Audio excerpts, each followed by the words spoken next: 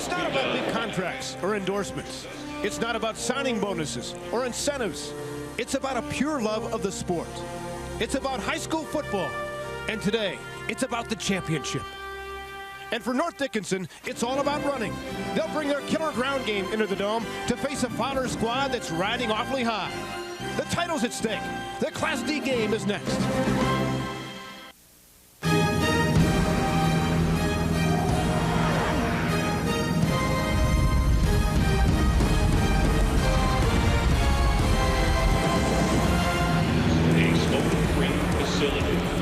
Welcome live to the Pontiac Silverdome. It's the Michigan High School Athletic Association Championship Weekend. We kick it off with Class D. Iron Mountain North Dickinson against Fowler. Good morning, everybody. I'm Fred McLeod, along with former U of M and Royal Oak Shrine quarterback John Wangler. This is a very historic weekend, the first time ever that all 8 championship games are being televised live, and we here at Fox Sports Detroit are very proud to be a part of this weekend.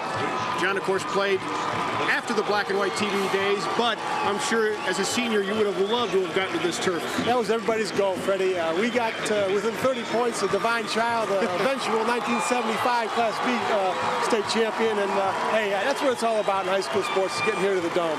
Getting here has been a very difficult task for North Dickinson. Look at their record over the last 5 years, but never until this season have the Nordics gotten to the Pontiac Silverdome. Well, that's going to be an advantage for them because they've been so close, they fought so hard and had never quite gotten over the hump, and with that kind of resolve, that may be the impetus to get them over the hump today. All right, Fowler certainly knows what it's like to get to Pontiac. 3 times they have won state championships. In fact, the Eagles are here for the 6th time. A guy who played on the 96 title team, Jason Feldposh. We'll call his name a lot today. He played as a cornerback on that squad. He's their main gun in the backfield. Well, you know what they say, the great ones play big in the big games, and Jason will be the guy they're looking for to get them this next state championship. All right, to keep tabs on what's going on down in the field, of course, John Keating as always, and he has a guy with him who knows quite a bit about the sweet taste of success. Right, John?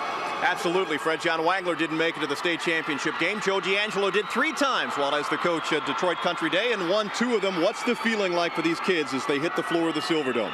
John, it might be 10 o'clock in the morning, but for these players and their fans, it's prime time right now. They're excited. For Iron Mountain North Dickinson, it is a quest to get here, quite literally. Yes, they've been on the road for 2 days. That means 2 nights sleeping in hotels. They had dinner last night, or yesterday for Thanksgiving, and Fowler they got up early at 6 o'clock, and they made so a big contrast today. Yeah, Fowler has been here before. North Dickinson has not, and just talking to the coaches, we sense that North Dickinson's a little bit nervous. We'll find out if they can calm those butterflies as this game unfolds. Let's go back upstairs to Fred McLeod. All right, John, suffice it to say that the towns of Iron Mountain and Fowler are a little quiet this morning because most of the townspeople are here. They're awaiting the kickoff next.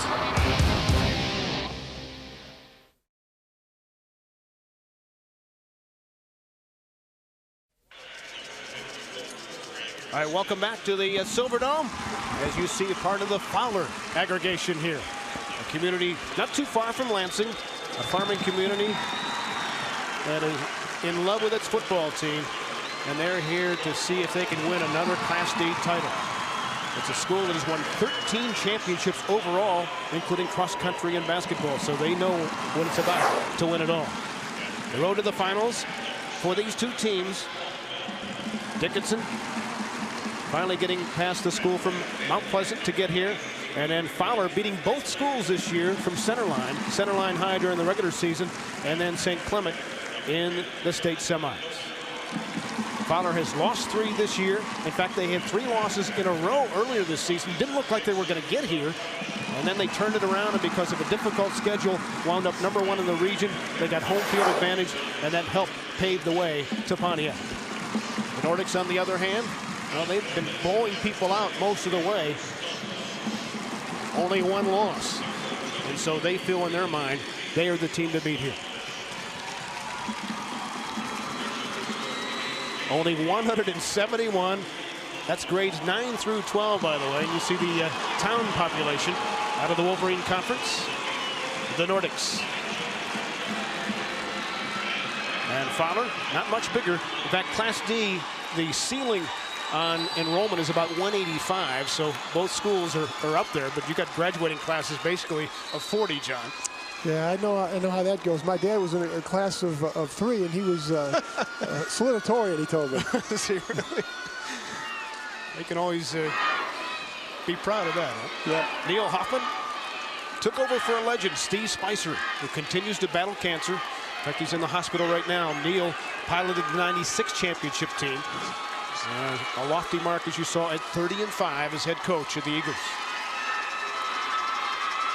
Joe Redinger has been on board for 22 years and has come down here often as a spectator. Now he gets to patrol the sidelines and see if he can coach a championship and take it back to the UP. So we are ready to kick it off.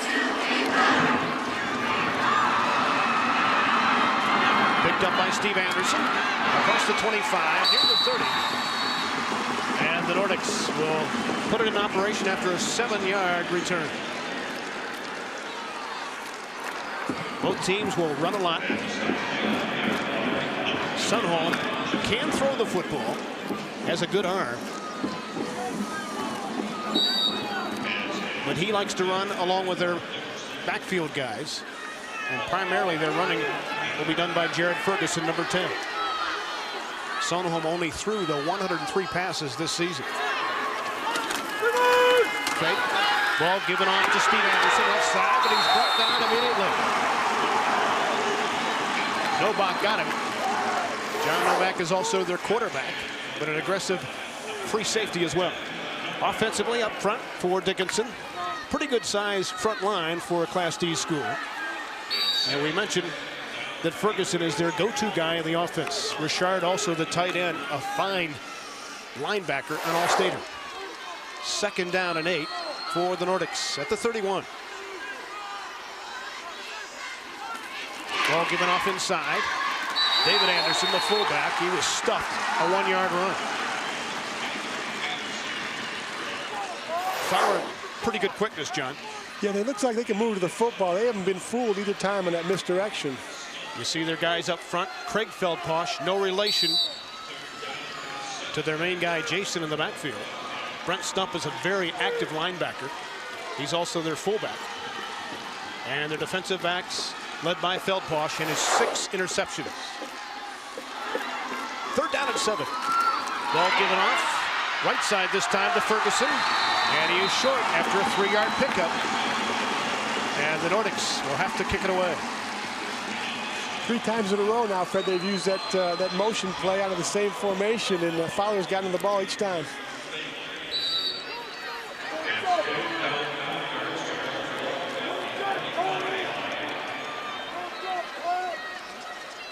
So Iron Mountain has to kick it away quickly. It'll be Jared Ferguson to boot it for the Nordics. Feldposh is deep back there. Ball is carried by Jeff Schmidt, though, the other return man. Gets it out near the 40-yard line, where Fowler has pretty good field position to start their offensive set.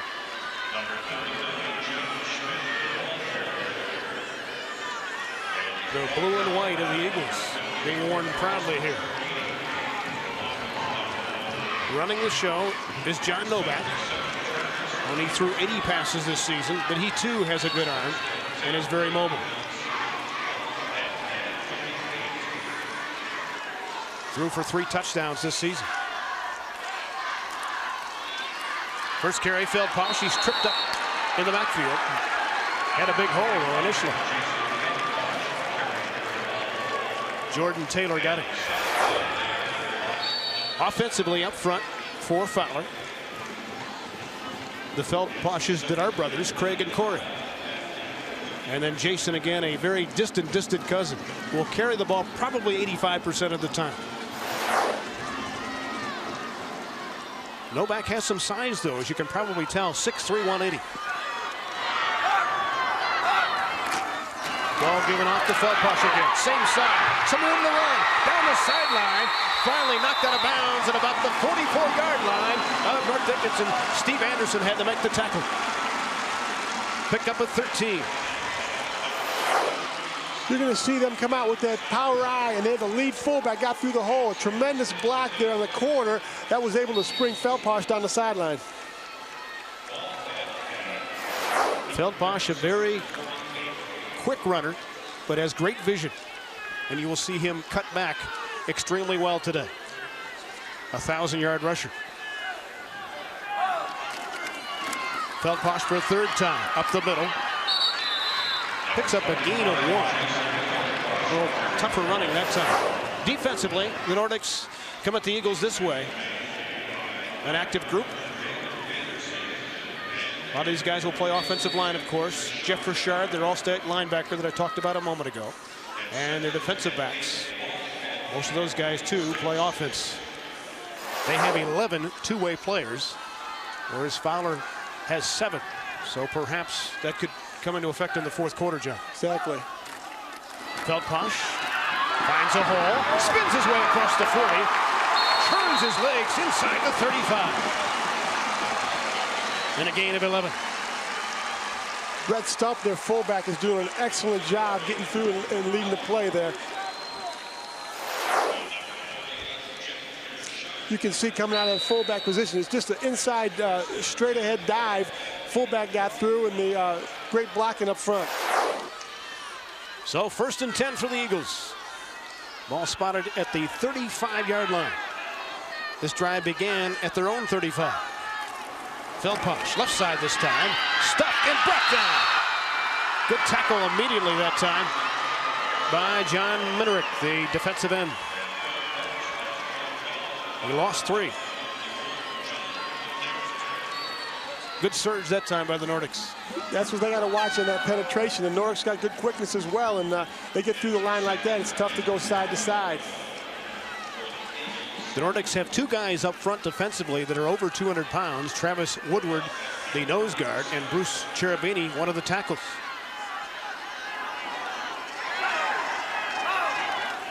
Ball handed off. And Feldposh was snuffed. No gain. So it's going to be 3rd and 12 coming up for the Eagles. We may have to see their first pass. Fred, that was the first time they tried to run a trap. Before, they'd been just coming straight at them, and North Dickinson was not fooled at all on that misdirection. Brett Thalen, number 83 for the Eagles, is their primary target when they go to the air. Joe Redinger wants to stop him here. To throw. Behind the receiver, Thalen. Good grab. Unfortunately, though, it's only about a 3-yard pickup to the 34. That time they tried a little crisscross with the wideouts, Fred, and they brought the tight end underneath. He made an excellent catch on a pass that was thrown behind him, but it won't be enough for the first down. Or actually, it will be. 4th down and 10 from the 35, so they're back to the original line of scrimmage. And Novak is going to kick it. But keep in mind, since he's the quarterback, always a possibility of a fake. There it is. Down the lane. Caught by Thalen. First down. Saw that one. To the 18-yard line. They did that in a game against Portland St. Patrick's for a first down. And it works again here. Novak on the money to Thalen, who has 2 grabs. 17 yards in the pickup, John. Right there, he stepped up, and they had a guy, the tight end. He was able to sneak out. Obviously, in this position on the field, you have to be ready for a fake, and they fooled him that time. So 1st and 10 at the 17 of the Nordics. Novak, the fake, play action, going to the end zone. Touchdown!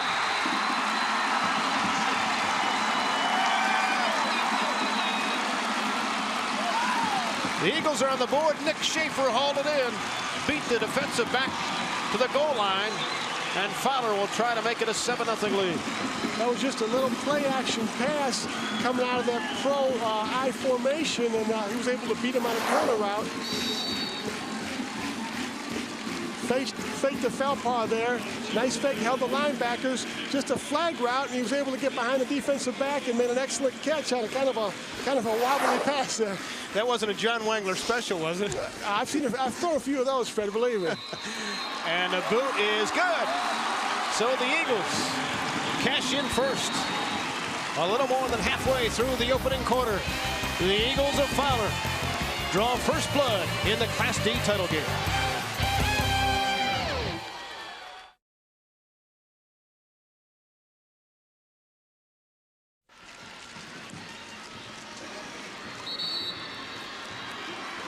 Are the champions of '96, the Eagles of Fowler, leading 7-0 on a 9-play drive that covered 62 yards.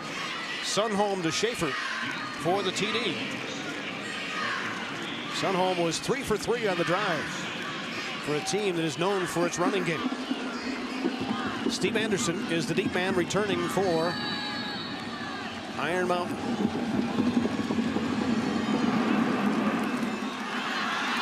Some room to run.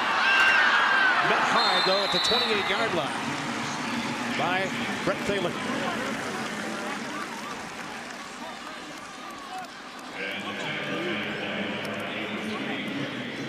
Most of the schools that the Nordics went up against in the UP, John, they just hammered them. Made a lot of high-scoring games for them.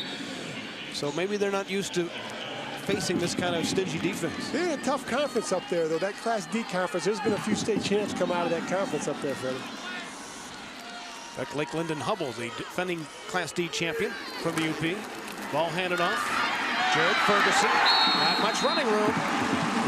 You see the mobility again of that defense. Roger Kenigschneck made the tackle despite a broken right hand. That shows you some guts. Boy, big penetration there, and he hung on to make a key play there behind the line. That shows a lot of intensity and courage coming out there. He's not going to miss this state championship game. And he'll also play some offensive line, but Kenigschneck with a nice play, and you know he's got to be hurting. That's why he came off on that play. I'm sure they're going to kind of spell him a little bit. 2nd down and 8 after a gain of 2. Play action. Sunholm to throw. Now he has to run. Forces his way out at about the 32-yard line, so a pickup of a pair. He made a good decision that time. Fowler did an excellent job covering the receivers, and really, he had no shot, so he took his losses and got out of bounds and lined up to go again. So Redinger has set in the play. Sunholm for the season, that's over 12 games, so as you can see, less than 10 passes per night for the Nordics. But that's typical of a lot of high school teams. Right. Certainly the ones that have gotten here, based on a strong running game. Sunholm hands it off. Ferguson left side. He's cut down again. Just excellent tackling so far. Nick Schaefer, who caught the TD pass, makes the defensive stance as the ball is spotted at the 34-yard line, and another punting situation for North Dickinson.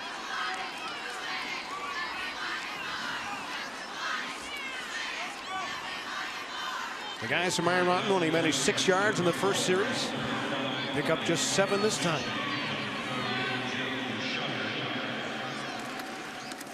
Feldposh and Schmidt back for the punt.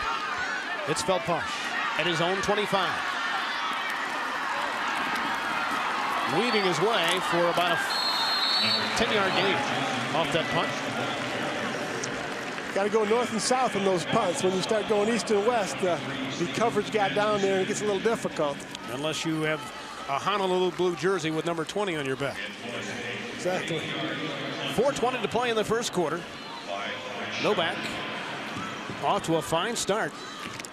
3 for 3 for his 37 yards, including the touchdown. This is exactly where the previous drive began. 1st and 10. Inside handoff. Fumble.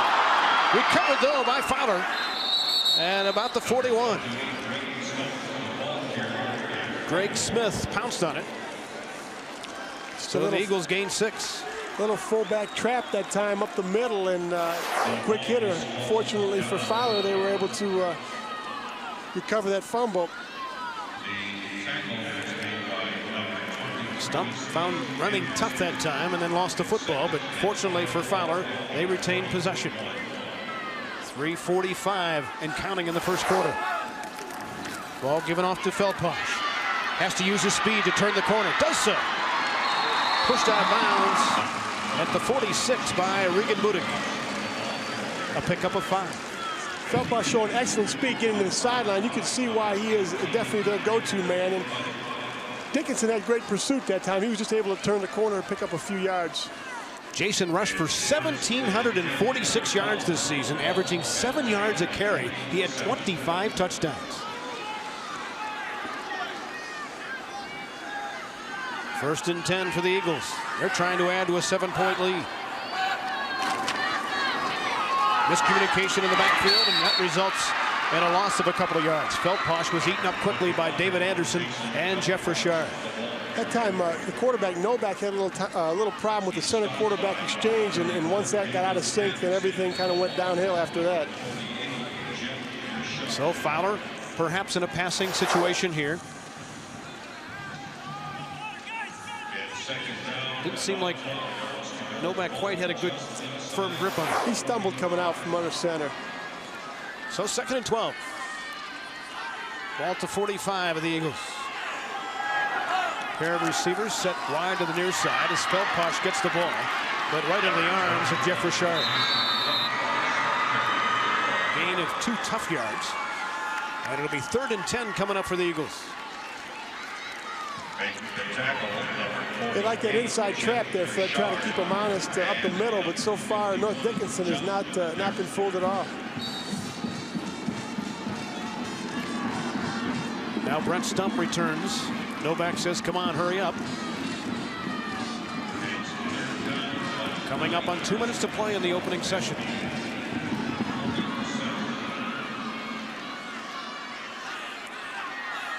Single setback. Play action. Here comes the rush. Minerick got him. Fumble. And recovered by Fowler. But I mean, John Minerick came flying off the corner. We could feel that hit up here, Fred. He had no shot. We'll see on the replay coming off the back corner there. Just a play action pass to the strong side of the field, and really, poor Novak had no shot there. So all the way back to the 37-yard line, and Novak will certainly kick it this time in a 4th and 19 situation. Steve Anderson to field the punt, but it's way short, so he'll let it go. And the Eagles will try to get some more yardage on the hop, and they down it at about the 26-yard line. So working our way down toward the end of the first quarter. Fowler with the only 7 points of the ball game, but the Nordics will try to answer it when we come back.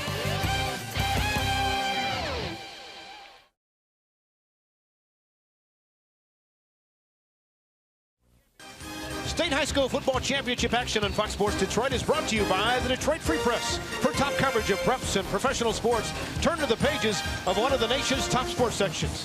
And by Farm Bureau Insurance, proud sponsor of the MHSAA Scholar Athlete Award.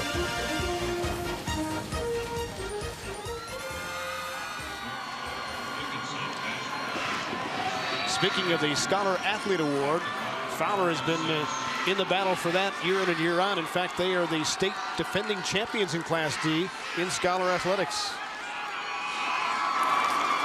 And off Nordics, not much happening again. They have just had difficulty, John, finding any kind of running room. They're going to have to open it up a little bit, I believe, here, Fred, before too long. Jeff Rao made the stop on David Anderson after a gain of 3. So the ball at the 30. Fowler's keeping everybody close. I mean, they got 7, 8 guys up there, so they're going to have to throw before too long. David Anderson is the lone tailback. In motion, Steve Anderson, his brother. And again, a host of blue shirts around the ball carrier. Anderson got it.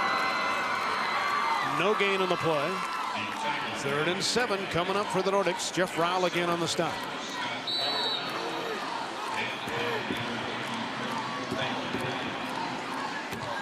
What do you do if you're Coach Redinger here to try to loosen them up a little bit. You got to go either go to the tight end, or they tried a little bootleg that earlier in the first quarter, so maybe they'll come with something like that. Play action fake. Sunholm to throw. High pass, too high in fact, but it was awfully well covered. Intended for Steve Anderson. But Feldposh was there, and so was Jeff Schmidt. They weren't really fooled at all. You know, 3rd and 7, they knew they had to come with some kind of play action, and actually he probably made a poor decision throwing into double coverage there. For the 3rd time in a row, it's 3 and out for North Dickinson. I mean, this is a football team that averaged 38 points a game during the regular season. Not a bad punt. Picked off by Feldposh. To the left side. Across midfield. Cuts it back. And he's brought down at about the 44-yard line. And what has been a very well-played ball game so far, penalty-free. Feldposh, who's coming off some sore ribs, checks him out to make sure he's okay. But the gang from Fowler liking what's happening so far. After 1 quarter of play, the Eagles hold a 7-0 lead. They'll have the football when we return to Fox Sports Detroit.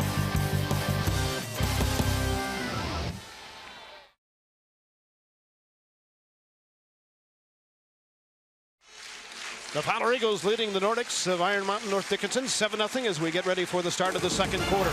Don't forget Fox Sports News Primetime. Tune every night for Fox Sports News Primetime. All the scores, all the highlights, all the breaking stories covering your hometown teams 7 nights a week. We are there. Fox Sports News Primetime tonight after the games on Fox Sports Detroit. A lot of football coming at you here on Fox Sports Detroit today. 4 games today, 4 more tomorrow. All live here from the Silverdome. So the Eagles now, who had an average start of possession at their 44-yard line, go to work again near that point. Feldposh, tough running, gets down to the 41, a gain of 6. First quarter numbers, all the first downs belonging to Fowler. They've more than doubled the rushing yards, shut them out in passing. So 61-11, John. The guys from Iron Mountain have to. They're going to have to do something. They're going to have to loosen it up a little bit. 2nd and 5. No back under center. Full house backfield. Given to Feldposh. Has Raul in front of him. Missed tackle behind Feldposh. Turns the corner with his shoulders squared. And he's bumped out of bounds at about the 36-yard line, we'll call it. Jordan Taylor knocked him out of bounds. That time, Fowler did an excellent job. Jeff Raul, the guard, got out in front of Feldposh there and led him around the corner. And you can tell you get a missed tackle there, but you're not going to tackle Feldposh with one guy. You got to hit him at least a couple guys. He's an excellent runner. He's got a lot of strength and speed, so you're going to have to gang tackle him. David Anderson knows that he's the one who missed the tackle. So it's 1st and 10 off the first down run by Feldposh. Up man, the fullback this time. And not much running room there. As Ben Whitkin gets his first carry of the game. Pickup of 2. Stop made by number 7, Jordan Taylor. So the Eagles right now content to keep the ball on the ground. No wonder with his field position. Feldposh, right side, wrapped up quickly, and no missed tackle that time by David Anderson. Anderson came back and toned for another play. Loss of 2. What happened, the fullback there, he missed his block, number 28, and he was able to miss a block on Anderson, and had great penetration, just an excellent play to lose some large and get those guys back, their confidence back. So David Anderson makes amends for the missed tackle. He's a fine basketball player for the Nordics, a team that made it to the state semifinals a year ago in Class D. Movement defensively, they get back. No back to throw, here comes the rush, she goes down in a sack. Consumed by Jordan Taylor, the first one to get there, and then helped out by Dan Larson, but a loss of 8. Second sack registered by Iron Mountain.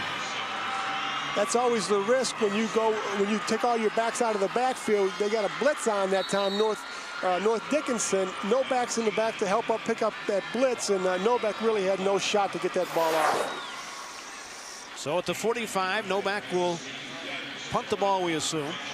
Steve Anderson, the lone return man for the Nordics. Novak's kick is low, should be returnable. Here comes Anderson.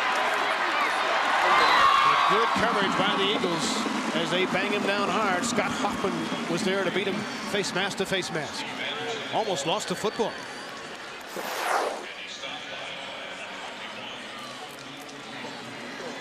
Yeah, they've been tackling right there. They almost reached in and grabbed that football. And when you got a low line drive kick like that, it's going to be returned. Those guys were able to get down and put a lot of pressure on the returner. Now you saw him carry the ball almost like a fullback with both arms around it, which is, you don't see a lot of that in punt situations, do you? No, that slows you up a little bit. Fortunately, he had both hands on it that time, Fred. That's true. That saved a turnover. Ball given off to the up man. David Anderson. Pickup of 6. So that's the biggest gain that the Nordics have had so far.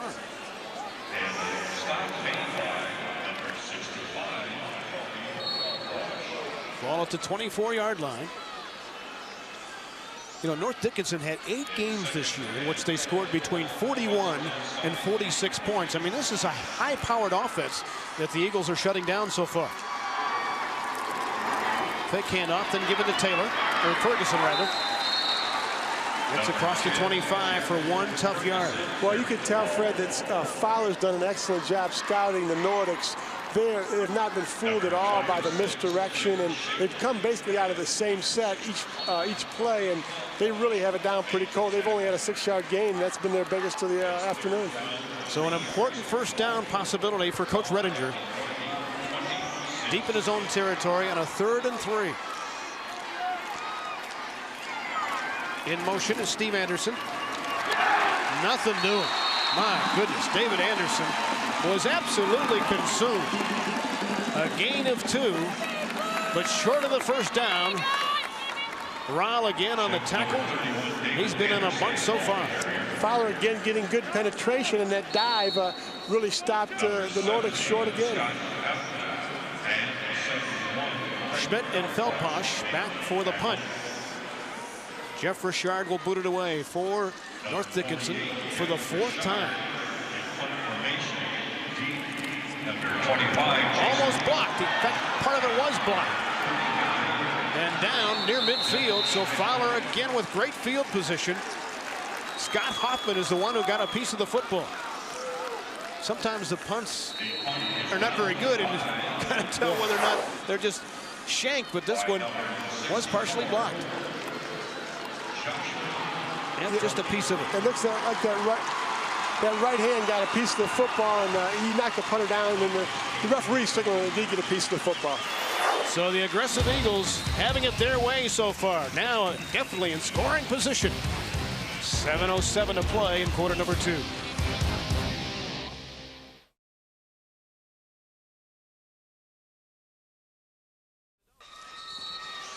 Back at the Dome, Class D championship action. The Eagles of Fowler will start this possession in great shape at the North Dickinson 46-yard line, as Neil Hoffman thinking about taking a 14-0 lead. Coach Redinger during the timeout trying to exhort his troops, saying, come on, we got to step it up. We're much better than this. We have mic'd both head coaches, by the way, and at certain times during the game we'll let you listen in.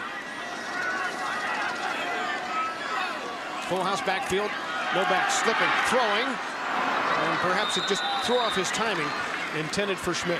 Well, we heard at the break there they weren't worried about a blitz, so they were going to try to do a little, with this field position, come at him with a pass on first down, and that's a good time to throw a pass. They haven't done any this afternoon, and they tried to catch him off guard, but the Nordics weren't fooled.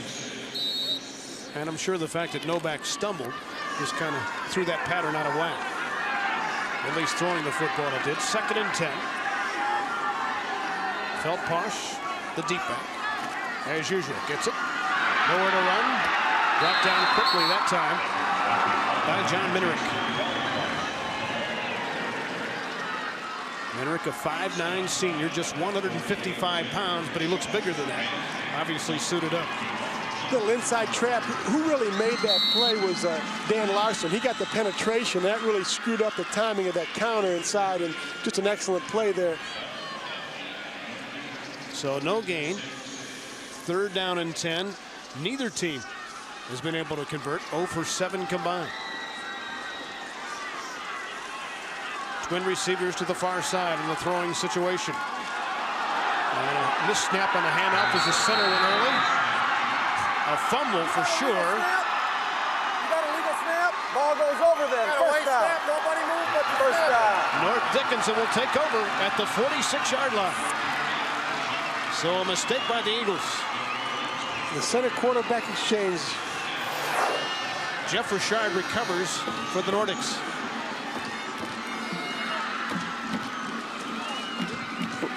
Well, they tell you always to keep your hands ready because you never know. Sometimes that center gets antsy when he's got a reach block or he's got a tough angle on a defender, and that time they lost the football. So the first turnover goes to the Nordics. Sundholm to throw it. Guns it. Open man down the field. Across the 20, Dan Burns. And by far the biggest gainer of the day for Iron Mountain.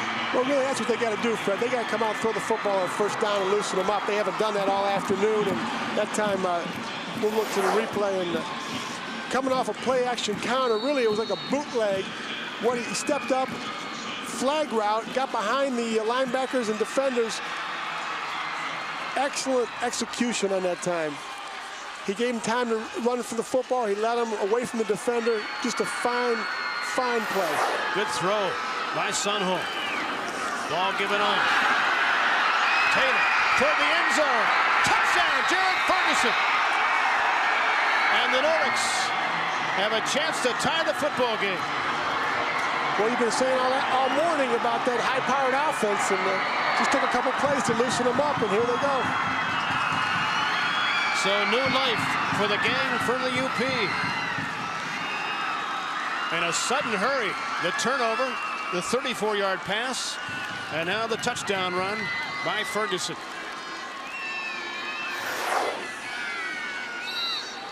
Jared gained over 9 yards a pop during the regular season, and you can see why. Again, that was just a little counter trap, and they got the guard out and pulled, and great block by the fullback as well. The Nordics are going to try to take the lead with a 2-point conversion. Ball given off to Anderson. On a fake, Sundholm takes it in. Beautiful ball handling by Sundholm. Faked out everybody, including your favorite play-by-play man. I got a feeling the outside linebacker should have had quarterback responsibility on that one. Just an excellent fake, though, by Sundholm, and they fooled everybody and came in, and now they got the lead. So the Nordics have taken an 8-7 lead. The sleeping giant has awakened. We'll return to the Silverdome on what has been so far on a very good football game.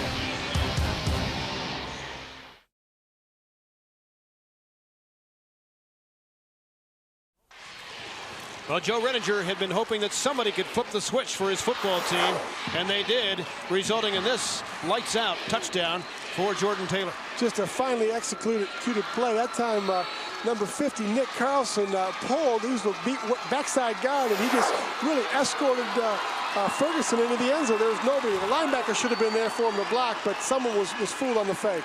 Because they would have blocked air, resulting in the TD for Ferguson, who was and a 1,000+ yards rusher during the regular campaign. Should note that they're actually missing their best running back in terms of yardage this season. Jansen Bayat out with an injury. So this football team not quite at 100% offensively.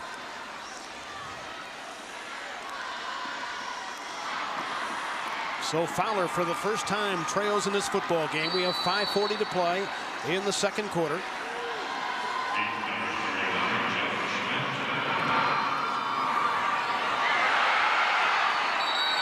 A short kick, and it's at about the 37-yard line where the Eagles will take over.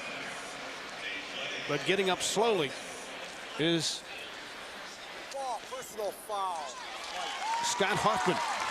We have a flag, a personal foul. Late hit late hit right here. Here's the football, Jerry. Go 15 that way. What's the number, 21? Here's your hash, Jerry. Here's your hash. Yep, 15. Yep. 10. Yep. 15. This is a dead ball. Personal foul, number 21, White. First down. David Grunland on the late hit. Well, coaches hate to see that. It's, you know, obviously they're aggressive. He got pushed into the pile, and it didn't look like it was real malicious, but especially giving them good field position like that, gives coaches gray hairs. And Neil Hoffman has enough gray hairs already. He doesn't need any more. Over the halfway mark of the second quarter. Hoffman appears to be okay. He'll stay in the ball game. Lining up at one of the tackle spots. First and 10 Fowler. Feldposh inside, tough running. The Nordics certainly have picked it up defensively over the last 3 series. Jeff Richard on the tackle.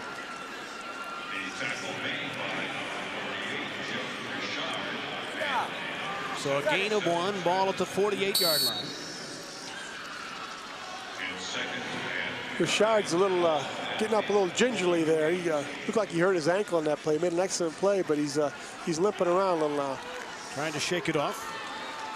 Jeff Schmidt now in the ball game at one of the running back spots for Fowler. Feldposh, the deep man, on the handoff. Jason strung out by that Nordic defense that continues to swarm. Richard again leading the way. Well, Jared Ferguson there for the Nordics did a great job. You can see coming on the replay here, excellent penetration. You see why he's an all-state linebacker, with the ability to go side to side. He's only a junior and has good size at 6'2", 205. He made a great play, but give Ferguson the credit. He turned that play in there and he got the penetration. Jeff hoping to play college football someday. Ball near midfield on a 3rd and 11. Novak hands it off to Feldposh in a passing situation. Gets across the 45, but well short of the first down and a gain of 7. Gets a little inside trap there to Feldposh. Kind of an interesting call on 3rd and 11, but he felt confident they were able to pick up about 7. And of course the Eagles, as do the Nordics, rely so much on the running game. You'll see them do that quite often in passing situations because they are confident in their running game. Steve Anderson, the lone return back, as Novak boots a low liner. Anderson again. Could not get past the first tackler. Jeff Schmidt met him head on. Great open field tackle by Schmidt there. Usually it's tough with a low line drive punt like that. A guy can get the head of steam, but he was able to stop him right in his tracks. It tells you about the speed of the Fowler kick coverage unit, because even though the hang time was probably 2 seconds, Schmidt was there in a hurry. So the Nordics will set up shop at the 15-yard line, leading 8-7. See the Dickinson average field position, a paltry 28-yard average from their own 28. Whereas Fowler has been able to work near midfield, a huge advantage. But it's the Eagles who trail. Ball given off inside Anderson. David, the fullback. Number 31, David Anderson, carries the ball. And he's stopped. Call it a gain of 2. Number 70, Scott. Coach Renninger, a former cookie salesman. Came out of college, couldn't find a teaching job. Regan. Well, keep it, right? The pecan ones, they said he sold, it was his bestseller. But he loves to sell football plays to his youngsters nowadays. In fact, he had to do some selling initially. Ferguson, the ball carrier, out near the 29-yard line. 5-yard gain. And making the stop, number 26, Ferguson has the 1 touchdown for Iron Mountain. 2.5 minutes to play until halftime.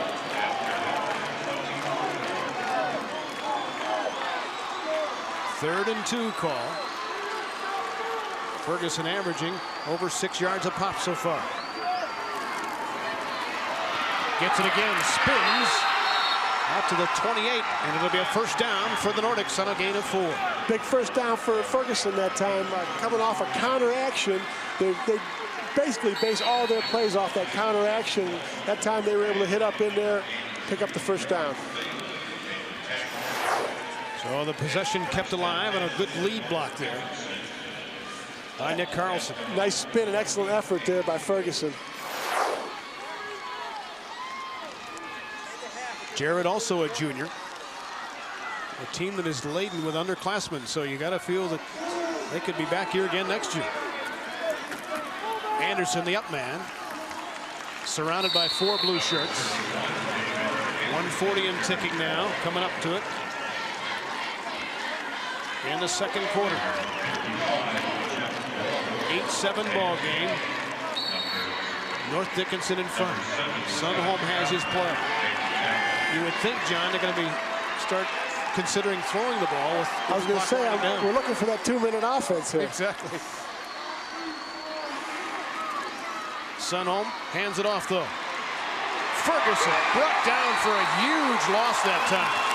Corey Feldposh got him and wouldn't let go. Great penetration. Again, there's no chance when you got that kind of penetration by the defensive line to run any kind of counter play. It's tough. Here we see on the monitor, inside fake to the fullback, then a long read. That time, really, the number 73 missed that block. That's why Feldposh was able to make that big play. So big defensive play by the Eagles, forcing a 3rd and 12 play coming up. And perhaps a chance for Fowler to get the football back and score before halftime. Jesus Christ, Steven. All right, listen now. All right, what do we got? 3rd down. All right, now. I want to run. Let's go 129 drag, okay? 129 drag. Steve, when we ran post, you got to cut. Christ, Burns is running into you. He's in front of me. He's supposed to cut at 6, isn't he? He just ran straight up the field. You were the one that was screwing up. All right, all right. Okay. All right, now.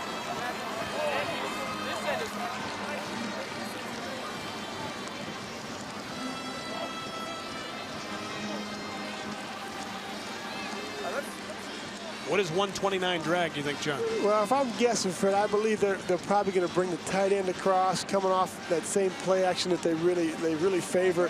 It'll look like a bootleg on the screen. They'll probably run the wide out deep to clear out, and then bring that tight end across the formation. That would be my guess. And you know, it's always tough when you just throw on 3rd and long because these guys are going to come after them. So you know, it's going to be tough, but we'll see. Because it is a case of football semantics. What may be one play at Royal Oak Shrine is another play called differently, but the same thing for the Nordics. Yeah, really a lot of depending on the system, they can number it or call it a lot of different ways. And I would guess this is to the tight end coming across the formation. So Redinger, who when he took over the program only had 7 kids out for the first day of practice, then got on the phone and got it up to 19. Has suddenly built a powerful program at North Dickinson. Sunholm to throw it over the middle. Behind the receiver, great grab though by Jeff Richard. And a first down pickup, stopping the clock with 59 seconds to play. Actually 57. It looks like we nailed that one. Again, coming off that ball fake, Richard was wide open. They threw the ball behind him. He made a great catch, reaching back for that, able to pick up that first down. No linebacker. Usually the inside linebacker has that responsibility, and he actually ran out with the fake. Sunholm again to throw it. And it's short. Well covered was Richard. Jason Feldposh was there defensively. Richard was well covered there, but coming across the formation, number 80, the tight end, Burns, was wide open, and it looked like he kind of locked down a little bit to Richard. All right, now let's go Brown left and run 29 quick pitch.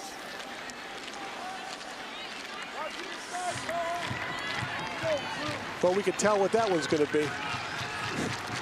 Even a novice. Yeah, no guessing on this one. Sunholm 2 for 4, throwing for 51 yards so far. On a 2nd and 10, 37 seconds left. The toss pitch. And Ferguson on the short side of the field easily run out of bounds. But it does stop the clock with 33 ticks left. Ball at the 45. Well, they decided that they were going to try to move the football here. Their offense isn't really predicated on throwing the football. I think they try to pick up as much with their running game and their quick tosses as they do trying to throw the ball. Obviously, they only throw it out 10 times a game.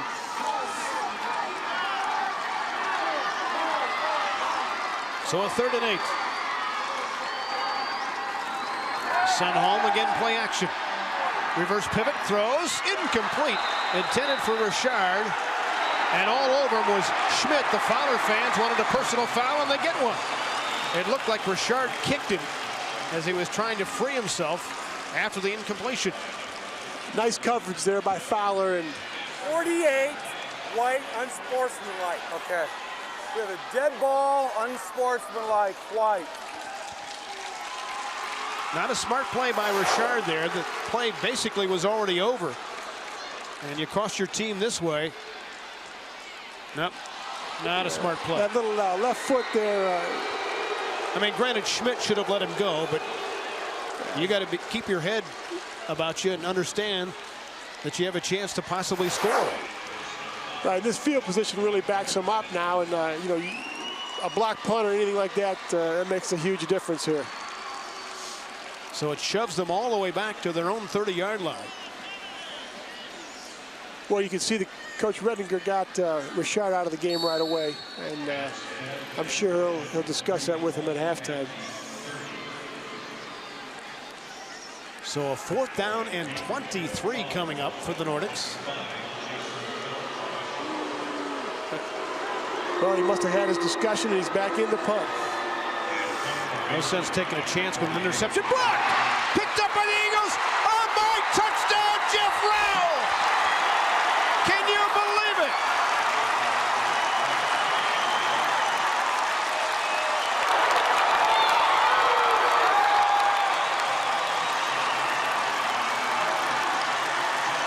What a turn of events. Rowell blocked it, scooped it up. He beat Schmidt to the ball and scored. He says, "You've got a touchdown already." They got great penetration. You can see here on the monitor, right up the middle that time. Rowell came through. No one picked him up. He was virtually untouched, and you know he'll remember that the rest of his life. That's a memory. Blocking the punt and picking it up and scoring in the Silverdome. So Thalen will try the point after boot. A stunning turn of events. It's wide left. The Fowler fans thought it was through, but the Eagles will gladly take the 6 points. An unexpected 6 when their offense had been shut down. But now, in the waning seconds of the second quarter, it's the Eagles who are back in front 13-8. Big momentum surge right there. And, you know, it could all have been set up by that unsportsmanlike. I mean, that really cost those guys. And a lot of times that comes back to haunt you. I mean, what does this do to the Nordic psyche right now? They got to get it back together. I got to believe they're going to get this kickoff, go as far as they can, get to the locker room and regroup. But, you know, Richard wants to kick himself for that penalty, which was so costly. I mean, it didn't back him into the shadow of their own goalpost, but in football, as you know, John, momentum shifts come unexpectedly sometimes. Right, Fred. It's all field position too. I mean, that was a huge swing, and then he got in there late, really coming off after he got talked to by the coach, and you know, nothing was going right for him at that time. So the Eagles, with more confidence now written on their faces because of Rowell's heroics. You don't often see a guy block a punt and then pick it up himself and take it in. You get both ends of it. That's a heck of a memory, and you know, yeah, that kid will remember that forever. So Neil Hoffman, who won the title here in '96 at the helm, thirsting for more success. 13-8, his ball club back in front by 5. Now they've got to be wary of the long return. So far, they've done an excellent job covering kicks. They've showed a lot of composure, too, Fred. You know, you can tell even when they got down there, nothing really rattled them. They've just gone about their business very professionally. And, yeah, really, North Dickinson's got some work to do here at halftime. The Fowler football team was sent away on Thanksgiving Day with a pep rally yesterday. In fact, a lot of the dads dressed up in a skit in old-time garb. Players got a kick out of it, probably loosen them up a little bit. Ball's kicked off to the short man near midfield. And Dickinson has some time now to go to work and some room to do it. That was a good catch by that big lineman up there on that onside kick. Bryce Cherubini is the one who caught it. He had no choice. A lot of times they got all those gloves on, and you know, it's tough when those starts bouncing off those shoulder pads of those linemen. So the Nordics with 17 seconds and 51 yards of field in front of them.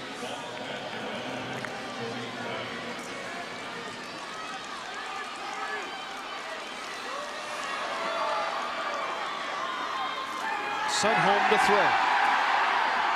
To the left side. Good grab, but a quick wrap-up tackle. As David Anderson had nowhere to go. I like the Nordics going after it there with 19 seconds left. I would have thought they'd have sat on the football, but they went right after it, and obviously they're going to try to make an attempt to get a score here this half. You see Anderson wearing the number 50 helmet. Obviously his is in disrepair right now. Doesn't quite match his jersey. That's just sharing with your teammates, that's all. That's what high school football's about. He's actually wearing the helmet that belongs to Nick Carlson. Let's listen in to Coach Redinger here and see what he has up his sleeve for one Hail Mary play. You gotta go down, and cut to the post at 6 yards, you understand me? Even quicker than that if you have to. Now, you gotta come behind him now, and you're gonna run the flag. Try to run that number 10. I run it. Yeah, we gotta get, you're gonna run nothing, you're gonna stay in the block. All right, come on, let's go. Well, Sunholm certainly has the arm, as we have seen, to go deep in this situation. Can he get it 41 yards plus in the air? We'll see. Well, they're gonna run some type of, I would say, a pick pass, and they're gonna. One of the receivers that we heard in the huddle is going to do a flag route, so that's always a pretty safe route because they're throwing the ball down the field deep, and it'll either go out of the end zone or it will be complete. And don't forget the old hook and lateral that the Miami Dolphins made famous. In fact, Hazlitt, a team that we'll see tomorrow night in the championship game, ran that play in the playoffs successfully. That's a great play when it works. There's nothing that looks better than that hook and ladder. Just like you draw it up.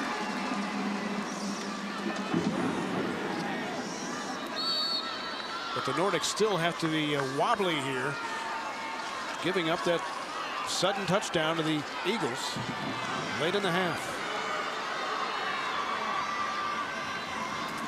Sunholm with time over the middle, almost picked off, didn't have to be, as that will end the first half. Jeff Schmidt knocked it down, and the Eagles off to a raucous roar to the dressing room, and the Nordics confidence a little bit bruised right now as they lost an 8-7 lead and trail 13-8 at halftime, and a very entertaining Class D championship first half. We figured it would be this kind of ball game, perhaps more defensive minded than we might have surmised, but both teams are explosive to make it more of a scoring show in the second half. Let's head down to the field now, and John Keating. All right, Fred, thanks. With Neil Hoffman, your guys came out and controlled play early, but they kind of hung around against you. Their defense really got them back into the game. They're playing very aggressive defensively, and right now, to be honest with you, we don't have an answer for them on our offense. We got to get back inside and try to regroup and see how we can reestablish our running game. Plus, their pressure on our pass game is very intense. We're not handling it at all. If it weren't for special teams, we'd be hurting right now. We'll talk about that. A large turnover event right at the end of the half. A block punt leads to the go-ahead score. Well, it's huge. We work on that block all year long and came close to it even without the block punt on the time before, so we thought we might be able to get one. What do you tell your kids at halftime?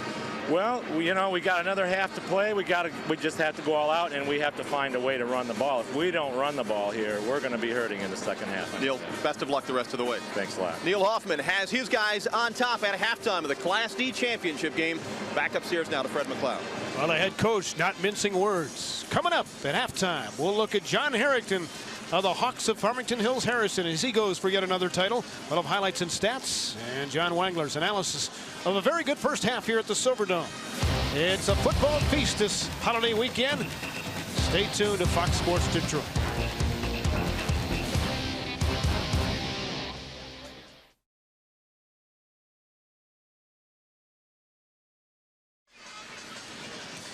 Welcome back to the Silverdome.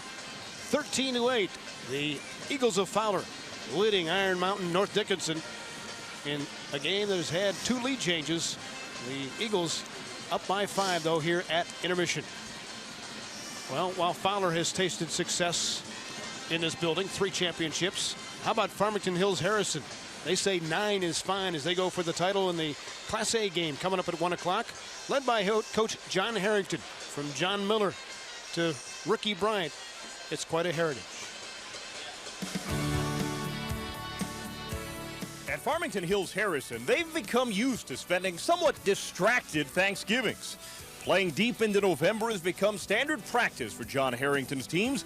He's been at this for almost 3 decades now and has a gaudy winning rate of 83%. His teams have reached the state championship game 11 times, and they've savored victory in 8 of those.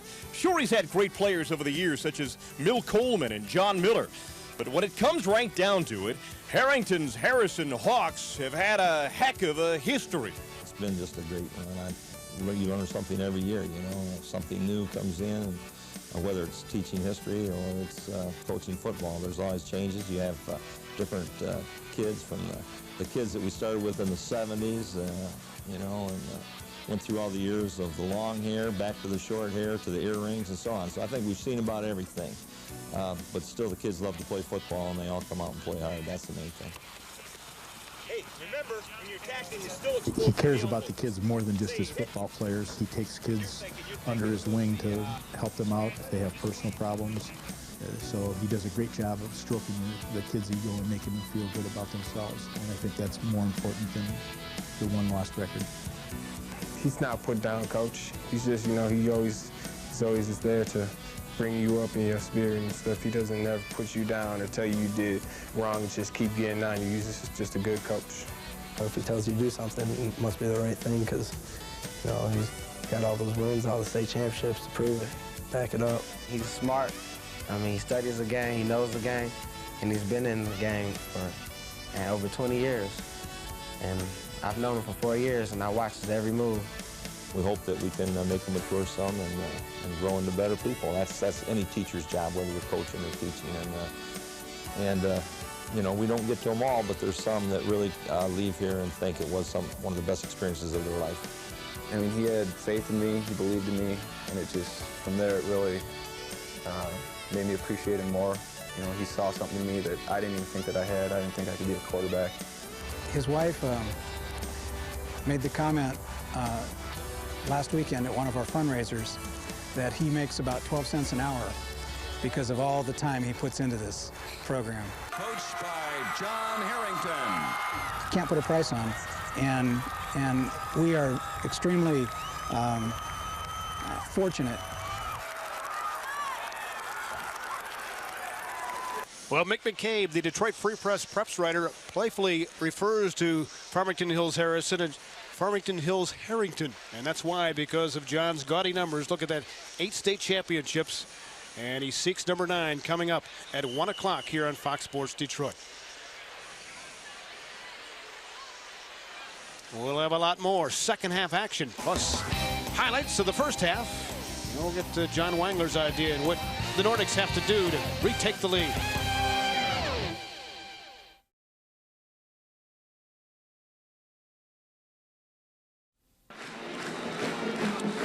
Well, the Eagles of Fowler leading by just a handful here at halftime, but this has been a football game, John Wangler. in which turnovers or momentum changes have occurred from unexpected sources. First off, we begin with a fake punt. John Novak, the quarterback and punter, in a 4th down situation, decided to put it up.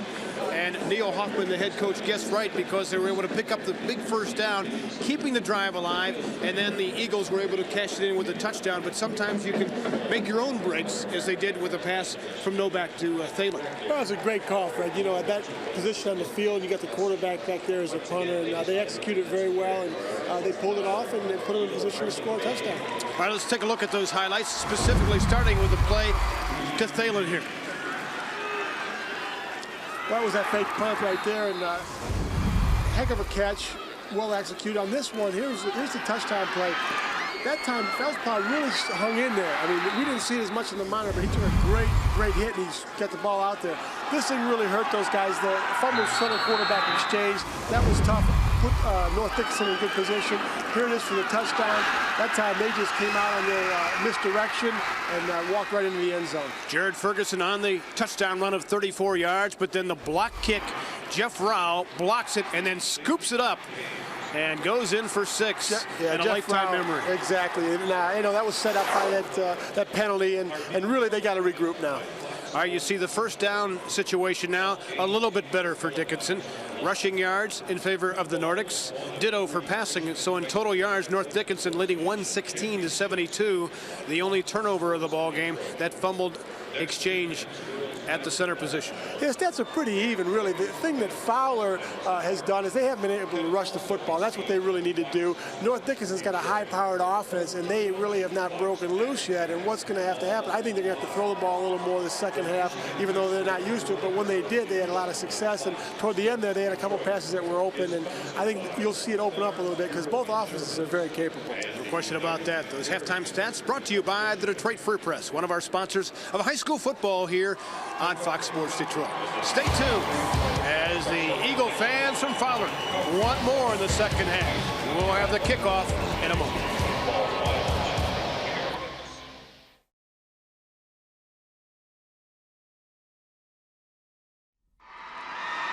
Well, Fowler leading by 5 as we're moments away from the start of the second half here at the Silverdome in the Class D championship game. Just the first of 4 games today on our back-to-back state championship weekend. Class A, Harrison against Hudsonville, as Matt Shepard will be along with Stan Edwards for the call of that one. And in Class C at 5 o'clock, followed by the B title game, Belding and Chesaning at 8 p.m.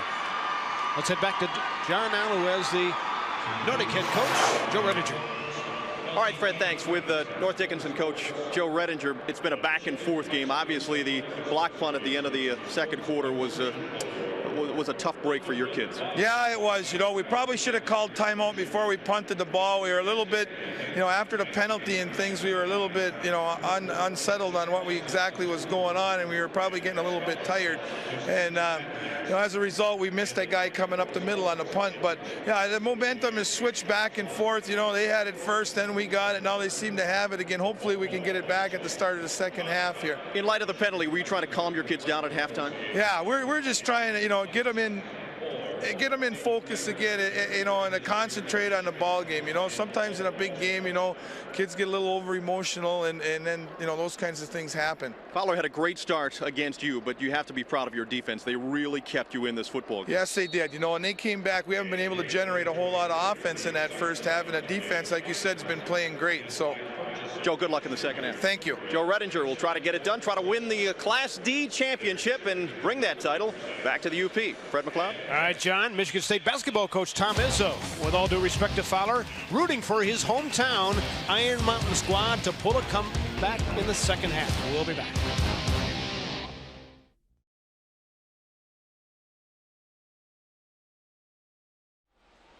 Well, Fox Sports Detroit, home of high school sports rather than the state of Michigan, will also bring you the girls state championships from Mount Pleasant next weekend. But we've got football on our mind this particular weekend. 4 games today, 4 tomorrow.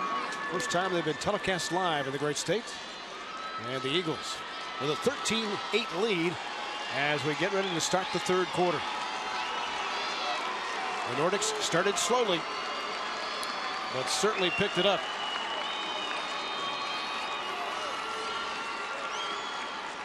key first possession here, Fred.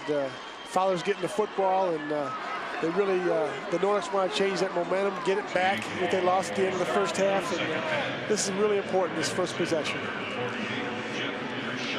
So Richard will kick it off. Deep for the Eagles. Schmidt and Feldposh. As we start the third. Low ground ball.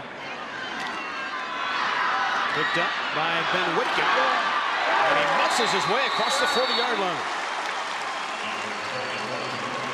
So again, good field position for the Eagles. Excellent field by the shortstop there, Whitkin, coming up with that grounder, and he just came right through like a bowling ball, had his shoulders low, and people were bouncing off him like a pinball. So Fowler, which only averaged a little less than 3 yards per play in the first half, trying to open things up again. Feldposh, who's had very difficult times trying to get any kind of room to run. Brought down by Taylor and Richard to start the third quarter. You heard at halftime there, they really want to establish the run this second half. Fowler really felt frustrated by the Nordics, and they got to come out. That's their strength. They got to be able to rush the football. Novak so far 3 of 4 throwing for 38 yards and his touchdown. 2nd and 9. Feldposh again. And he is swarmed one more time. He is used to gaping holes, and they're just not there right now. David Anderson, Jordan Taylor, two-timing. Feldposh, 17 for 48 so far. This is a kid that averaged 7 yards a try leading up to this game.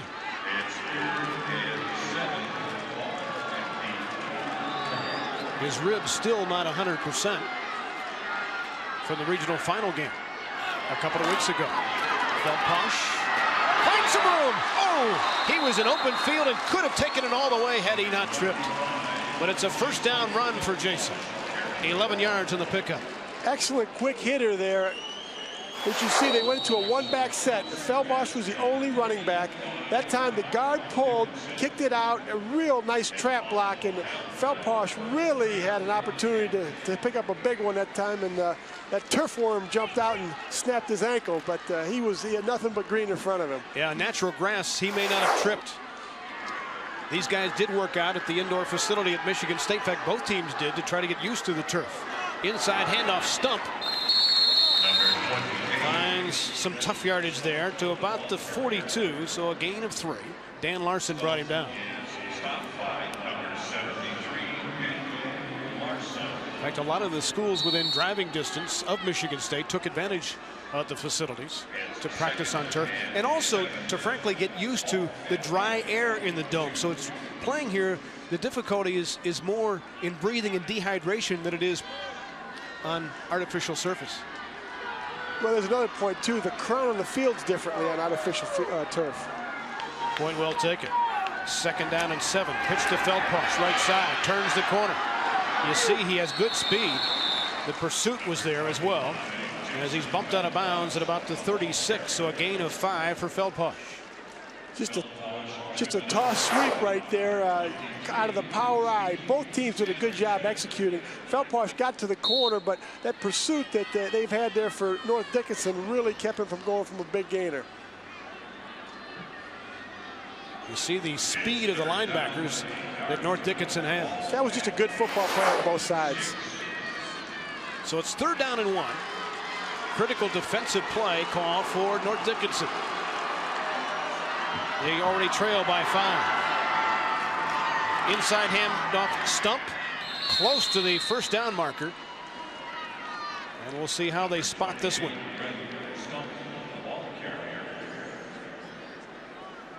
The sticks are just outside the 35, and that's where the football is. So calling for a measurement. This one's too close to call from up here. Sir, this ought to be a cute trick. We got a wire in the way. Now this is where the analyst steps in and says, he is short or he's got it by 6 inches. What do you think, John? I got to believe he's got this one. All right. We're Quarterbacks usually We're going to know go this, in, though. but he's a little bit shy. He's a little shy. He's a little Stretch shy. it. So 4th down and about 6 Fourth inches. down. You got to believe the Eagles will go for it here.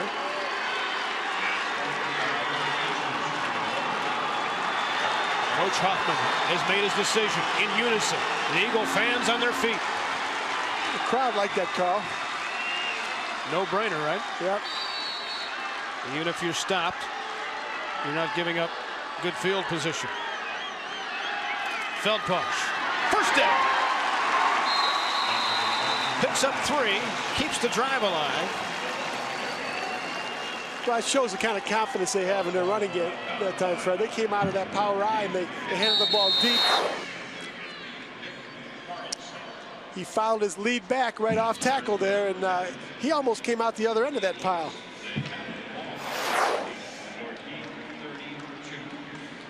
Feldposh has carried the football 18 times so far out of 27 rushing attempts.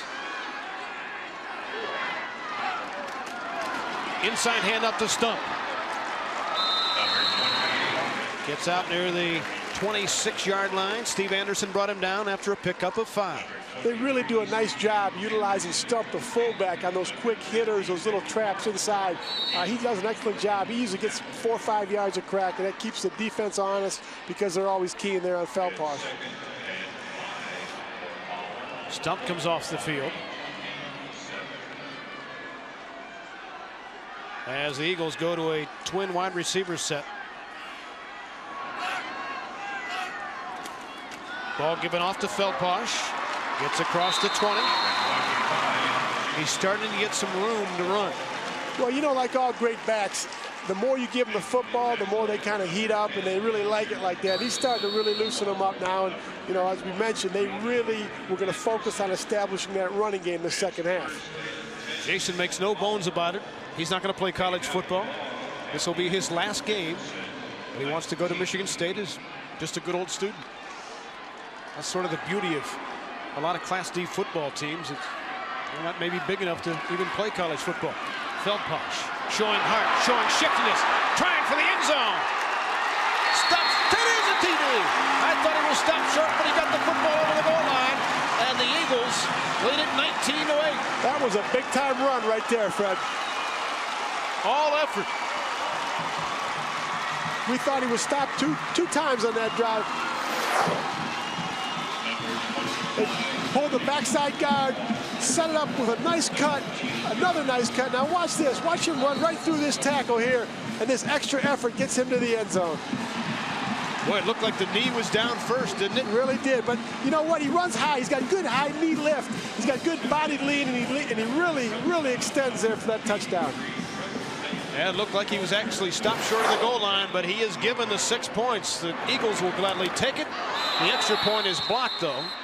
And so the score remains 19-8 as Nick Carlson batted it out of the air.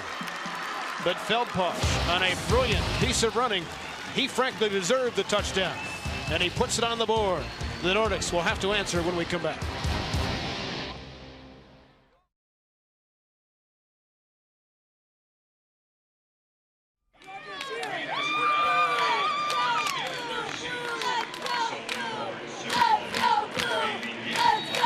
Well, Big Blue has put another touchdown on the board. The Eagles lead it 19-8 near the halfway mark of the third quarter.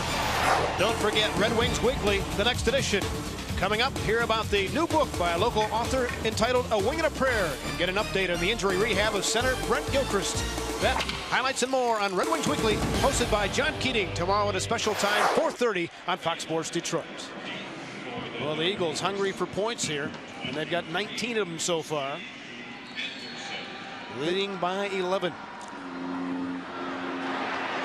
Short kick again. Picked up by a guy who normally doesn't run the football very much, Dan Larson. The senior lineman was gobbled up. 10-play drive, but look at Feldposh. 7 of the plays on the ground, gobbling up 50 yards, putting the Eagles into the end zone. Coaches love to see those kind of drives. That's an excellent football drive. So Jason, who now plays defense, in fact, he plays virtually every play because he's a punt return guy, kick return guy, their best defensive back, and of course their best running back. He's got 95 yards rushing so far now. As again, he will top 100. All right, here come the Nordics at the 34. Handoff, Ferguson left side. Spins his way across the 40. And a good start to this drive, a 7-yard pickup.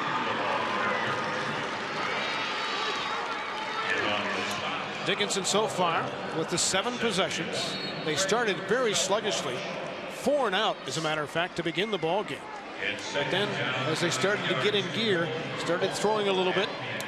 And of course, Ferguson had that touchdown run of 34 yards that got him on the board.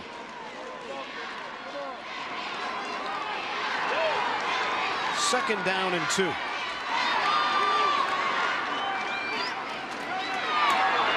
Ball given off to Anderson. David was swarmed, though. Scott Hoffman, the first one to meet him. Real nice trap there, picking up that first down. Pickup of 3. Anderson, as you see, protecting the ball. And you'll see, especially running backs in the wing T offenses, where they really protect that ball, almost like the old John Ferguson days of Ohio State with that type of run. Ball given to Anderson. Shifting to the outside, breaks a couple of tackles, stays on his feet. Gets the first down out across the 45-yard line of Fowler. So a fine run by Anderson. Stump finally brought him down. But David's best run of the day. Just again, a little simple trap play. They pulled the guard, and that time they got outside. He made an excellent job keeping his shoulders lowered and picked up a well-deserved first down. So the Nordics begin marching. Ball given off near side this time. Ferguson, net header. Big time hit by Scott Hoffman. He's made a couple of fine defensive plays in this series. Ferguson will remember this one now. How much does that wear down a running back, John, when he's taking that pounding? Well, you can take it for a period of time, but eventually, you know, he starts to turn his shoulder and he'll start to cringe a little bit. Hey, he got right back up from that one. That showed a lot of heart. But especially in cases where you're talking about players playing both ways, it's got to take a toll. Sunholm handing off to the man in motion. Across the 40-yard line, it's Steve Anderson, David's brother, and a pickup of 7. The Nordics are really starting to control the line of scrimmage. They are coming off the ball. Both their guards are pulling and really leading the play. They're pretty much doing what they want to right now.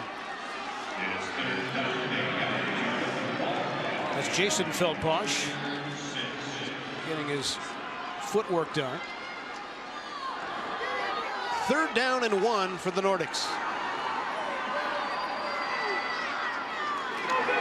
David Anderson has the first down and more across the 30.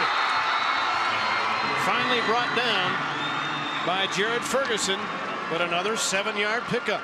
Just a simple inside trap with the fullback. They're really mixing it up well between running inside, trapping inside with the fullback like we see on this play, and also going outside with the off tackle. Could have used a tearaway jersey there. Yeah, they outlawed those about 20 years ago. Exactly why. Now we have an official's timeout to fix the loose shoulder pad of David Anderson. The equipment check. Now we're ready to go. 1st and 10 for North Dickinson. Left side Ferguson squares up. Had he broken that tackle, he might have gone all the way. They got to find an answer over there for Fowler. They continue to run the same 2 plays, basically, and the Fowler's not been able to stop them. Gets to the 20-yard line. Watch the backside guard. He's leading the play there, and that time he just cuts it up for another big gain. I mean, there's some gaping holes right now, Fred. Last 4 plays have had gains of 9, 9, and 9. They're wearing them down. Ferguson now picking up the yardage. Over 4 yards a pop. Sunholm on play action. Nifty ball fake. Throw intercepted. Schmidt picks it off. stays on his feet, across the 35. Huge play by Fowler. Jeff Schmidt, the senior, was the second turnover of the ball game. Just a huge, huge play. He was playing center field that time. We'll see on the monitor. Sunholm certainly had time to throw and is comfortable throwing on the run. Just a bootleg play to the wide side of the field. Playing center field right there. There was a guy in the end zone coming across wide open, just made the wrong decision.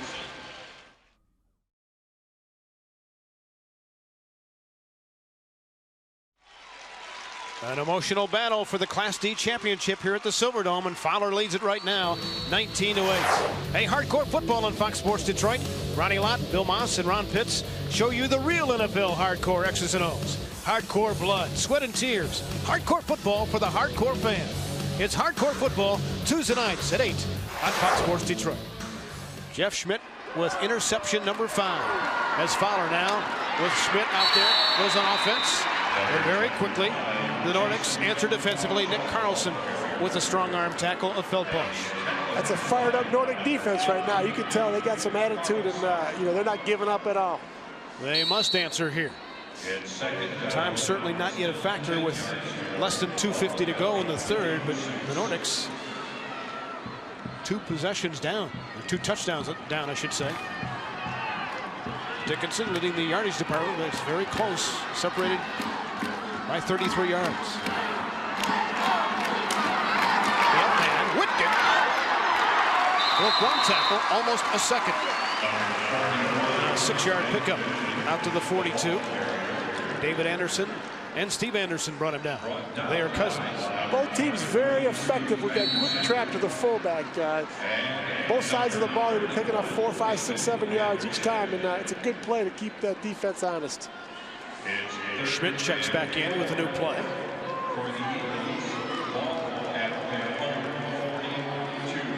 Novak has not thrown a pass in the second half. 3rd and 4. The handoff to Whitkin again, churning those legs, but he stopped short of the first down by about 1 yard. He did gain 3. Whitkin's moving that pile there, but he's going to come up about 1 yard short. I believe I said 3rd down a moment ago. The scoreboard is wrong. They've got 4th down now. It's actually 3rd and 1. And now they must be piped in here because they corrected it. Thanks, guys. Now it is 4th. They changed it back, so it is indeed 4th down. Even the yardage marker guy had it 3rd down. Now officials calling time. We got a false start. 7-0. 7-0 blue. We got a dead ball. False start, number 70 blue. So it'll cost the Eagles 5. They were lined up to punt anyway. That's the first flag against Fowler. I mean, this has really been a penalty-free ball game. Very clean game. So if you're thinking these guys are tight, the answer is no. Novak's kick is away. Steve Anderson over one shoulder. Breaks a tackle, gets a block there. It'll be a clip. And that will cost the Nordics.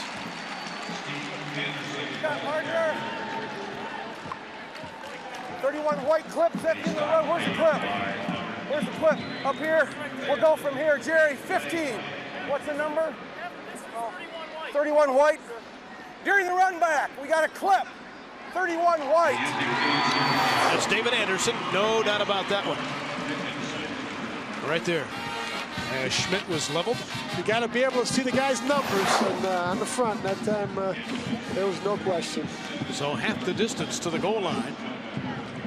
Backs up the Nordics to the 15-yard line. That's their 3rd penalty. But really, when you think about it, with all the pressure and just 4 penalties for the 2 teams combined, that's exemplary. That's a credit to the coaches, too. They're very, very well organized and disciplined ball clubs. So less than a minute to play here in the 3rd quarter. And the Nordics 85 yards away from a much-needed touchdown. In motion Anderson. David Anderson gets it. Busts it to about the 18 and a gain of 3. And he's tackled by number 41.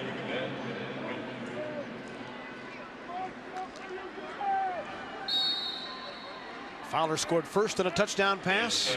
Joe Redinger's crew came back with a touchdown run. Then a block punt for a TD. And then a touchdown run by Feldposh as the Eagles up 11. Handoff.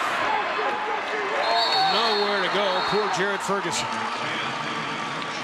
Yeah, he probably should have stayed outside on this one. He's looking at the monitor. Just again a misdirection.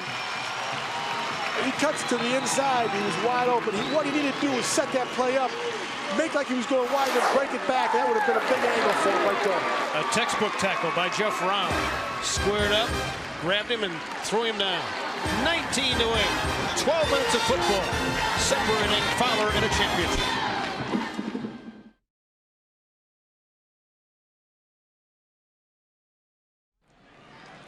Well, the gang from Iron Mountain starting to run out of time here. They trail by 11 as the fourth quarter commences.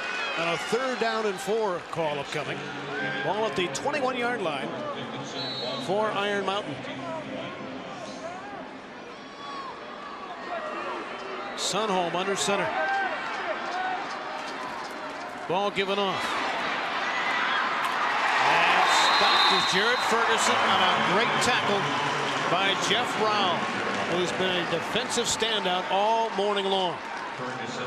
He's been all over the field. He came up and really strung that out and made a big hit on obviously a 3rd and 4. They hit this one. They keep the drive alive. So Dickinson will not add to its first down total unless they go for it on 4th down. But the total yardage in favor of the Nordics still by 30. Time of possession, though, belonging to Fowler. But North Dickinson will kick it away. Good punt, the best of the game. Driving back Feldposh. Inside his 40. With room. Look out! Here comes Feldposh. One block needed. Cuts it back. Still on his feet. What a run! Down inside the 5. Jason Feldposh has his teammates going gaga on a 60-yard punt return. Well, last 2 times Jason's touched the football, they've been spectacular plays.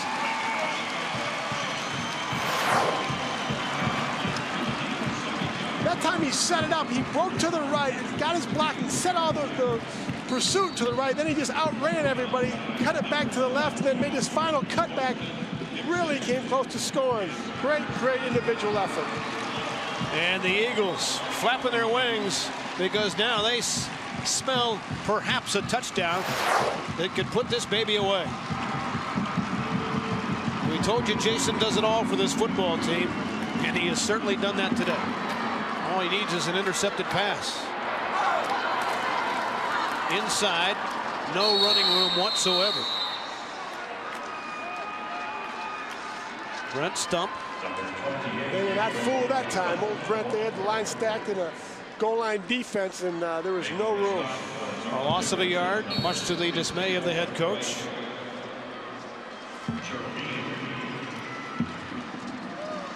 Clock continues to tick in the 4th quarter.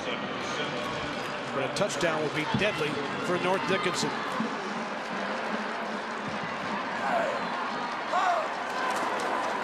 Toss sweep, Feldposh. Looking for room, touchdown! A 4-yard TD, his 2nd score of the game. And now the Fowler Eagles have a vice grip on this one, leading 25-8. Just like you draw it up there, Fred. Just like the old glory days of USC. Student body right, student body left. Power I formation, just a toss sweep to Feldposh. They pull the guard. They got everybody going to the right, and he just outruns everybody and gets in the end zone with great second effort. Even back to the days of Mike Garrett. Couldn't have done it any better than Feldposh did there. You see the speed he has, but he's got the powerful legs to boot. All in one package. You say, well, why does he looking to play college football? He's only 5'9", 160. But you know, that's a great, like you said, that's the great thing about high school football. These guys, it doesn't matter whether they're going to play again or not. They're just having a great, great time of their life out here. Brett Thalen tacks on the PAT, and now the Eagles in great shape as the Nordics need 3 touchdowns to take away this Fowler lead.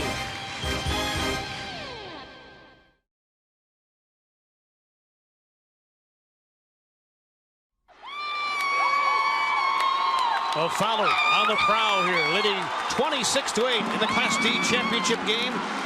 Early stages of the 4th quarter. Neil Hoffman making sure his team stays on the beam. Ball's bouncing pretty high out here, okay? It's really bouncing around, yeah, so make sure we're hustling down. We may get one of these yet. Okay, here we go. Let's go. Well, if that guy looks like he would be maybe a history teacher, you're right. He's a middle school history teacher at Waldron Middle School in Fowler, and as calm as can be. I spent some time with him last Tuesday, and you'd think you were talking to your history teacher. But he knows his football. The Nordics take the kickoff. It's Novak, the quarterback, or excuse me, Jared Ferguson for North Dickinson. Well, it's really kind of reflected on his team, too. They're very calm. Even when they got down there, they just kept battling back and made the plays to put them back in position to win this football game. But Coach Hoffman's gang up by 18, now having the latitude to, in case they do make a mistake, not to panic. You would think that North Dickinson would start putting the ball in the air. Sunholm does. Over the middle, has a man, Richard, across the 40. That's his main go-to guy in a passing situation. He had 26 receptions during the season. And this is a junior that Nick Saban is looking at seriously as a potential recruit.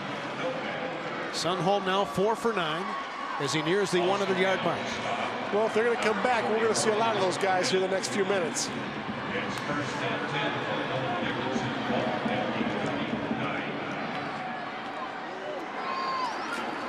Ball given off to Ferguson, and he is mangled by Scott Hoffman. Got to the 35, so a gain of 4. Again, off that counter, the Nordics have opening up huge, huge holes. I mean, gaping holes, and they got a lead blocker out there, the guard. Fowler really hasn't stopped them on that counter all second half. They just made a big mistake that cost them. So 2nd and 6 now for the Nordics. Sunholm gives it off to Anderson. Breaks a couple of tackles. Spins to the 25 and a pickup of 10. That time they put Anderson in a wingback position. They put him out wide. They brought him back on the counter. They pulled both guards on that time, and he made 2 great shallow cuts. He set up the blocking and then broke it to the outside twice. He made 2 excellent cuts there, cutting back on the inside, and showed a lot of individual effort. He made Whitkin miss there, who's a sure tackler for the Eagles. So a 1st and 10 for North Dickinson at the 25. Play action. Sunholm now flushed, in trouble. Stays on his feet, still in bounds, and then bumped out of bounds by Hoffman. Great effort to avert a big loss. You got to give Fowler's defense a lot of credit, especially their backs. That was a coverage sack. That time Sunholm, he kept waiting. He had plenty of time. He kept looking down the field. Nobody was open. And really, the pursuit finally got to him, but he made a nice effort to avert a huge loss. Secondary coverage for Fowler was tremendous. As it was, a 5-yard loss. 8.5 to play. Again, Rediger's crew averaging 34 points a game during the season, and they have been totally shut down. Fowler showing blitz. They left a little early on the offensive line. Worried about that possible pressure. Got a dead ball, false start. So another 5 yards. This time for the flag.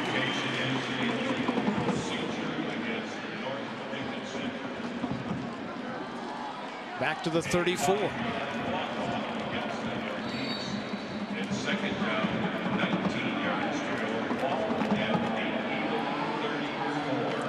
Second down and 19.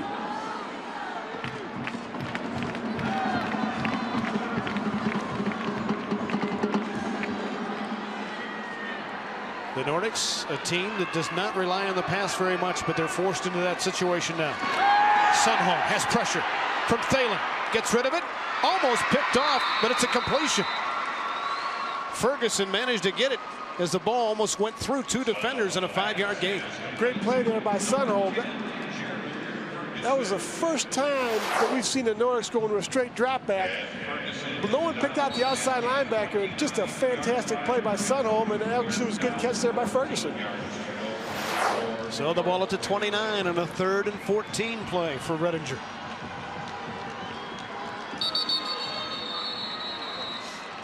Play is stopped. What do we got? It's got to go out. My tie. Late substitution. He's got to be replaced. Or no, he was cut. He's got to be replaced. So Brett Stump comes off. They'll bandage him up.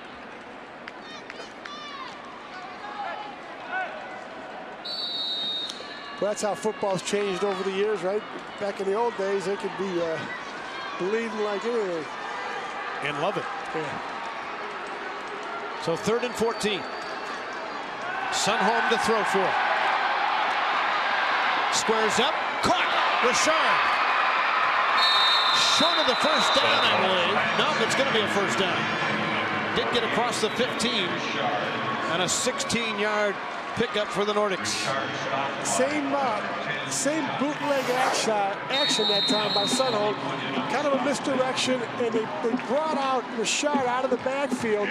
He found a crease. He came right through, kind of a banana across the middle. He had two receivers wide open, and he made a good decision and hit Richard. Good throw by Sundholm.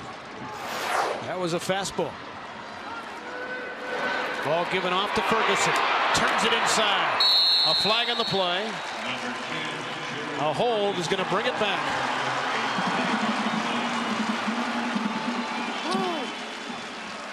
Blue captain. That's a killer right of an here, error. pal. We're taking back 10 for my flag. It's holding my flag. Take it back. Bring it back. Yeah, 10 and get my flag. Will you, Jerry? 10 from there. Number 73, White, holding. Dan Larson, the guilty party.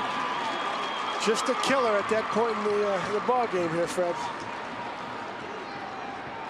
You see the time remaining, just over 7 minutes. The Nordics are moving the football, but it's taking them a long time to possibly get into the end zone, should they score.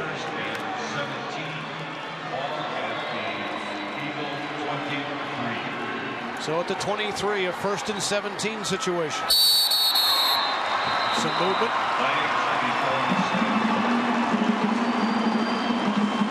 Everybody's getting a little anxious now. False start, White, 48. You have White, false start, White. On White. False start on the offense. Jeff Richard. There you see in the top of your picture. Richard got a good jump there. He was trying to get across the middle. Obviously, they're going to try to get him the football somewhere in the middle of the field. More anxiety, I would assume, than loss of attention. Yeah. Well, they know they got to make something happen quick, and they got to get the ball back and score twice now. So it's 1st and 24. Sundholm on play action, looking down the field, picked off Thalen. Another interception by the Eagles, and this one may do it. Brett Thalen, 6'2" senior. You got to get those outside linebackers' arms down. That time he was rolling. Sundholm's rolling. He's waiting, and he tried to throw a strike. He needs to throw a little touch on that ball because the receiver was open, but you got to get it over top of the outside linebacker, and he just played it and made a great catch. And keep in mind, he made that playing the defensive end position. So Sundholm a little bit exasperated now, knowing his team is in a huge hole. Feldposh strung out. Tries to ad-lib, but he'll lose. Number 25, A rare situation in which the Nordics have caused negative yardage. He lost 6. But Fowler now content to just burn time.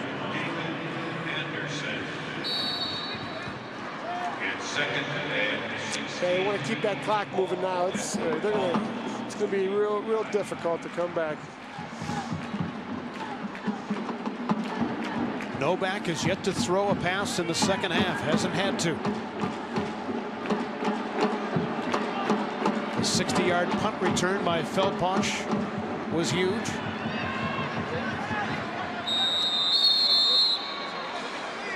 Delay of game penalty against Fowler. A flag prior to the snap indication is delay of game against Fowler. That'll push it back to the 24-yard line. No clock. No clock. Well, win or lose, the town of Fowler has a parade scheduled for this afternoon at 4 o'clock. And it sure looks like it's going to be complete with confetti. Feldposh in motion. He's a receiver many times in this situation, but it's handed off inside to Schaefer, or to Schmidt rather. But it keeps the clock moving. Coming up on 5 minutes to play. That was kind of a neat play. They brought Schmidt inside on an inside handoff. He lined up at the line of scrimmage, and he came back around. They faked like a pass. Actually, it was almost like a draw play, but they ran and pulled a guard to make it look like a sweep. Very successful play for him. So it means a 3rd down and 15 play coming up.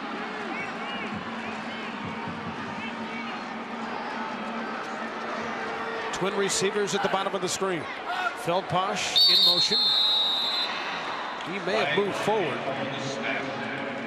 False start. 70 false start. Dead ball, false start. Up it's up front, Scott Hoffman.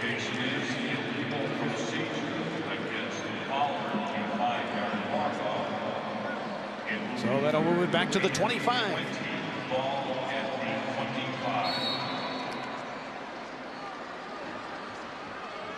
With the Eagles here, content to keep the clock winding, and will do so if they can pick up a 1st down. Feldposh again in motion. Novak keeps it on the option, and Fowler will be forced to punt.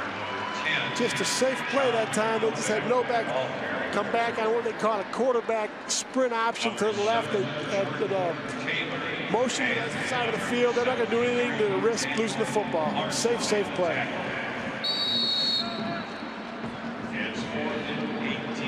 So Novak will kick it away. Back deep for the Nordics, Steve Anderson.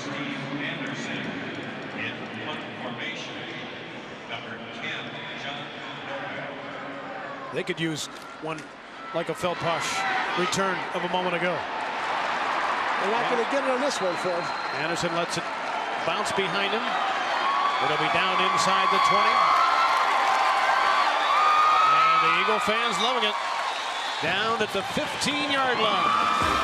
Fowler, 3 minutes and 50 seconds away from another Class D state championship.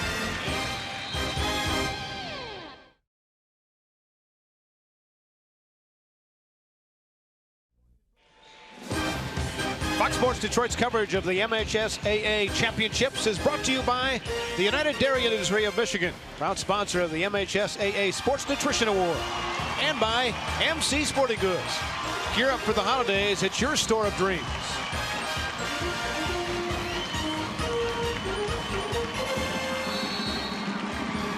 The Fowler fans dreamed of another title coming down here, and they're about to be fulfilled. North Dickinson with less than 4 minutes as they start at their own 15. Ball is given off to Anderson. Runs into his own man and is brought down after a 5-yard gain.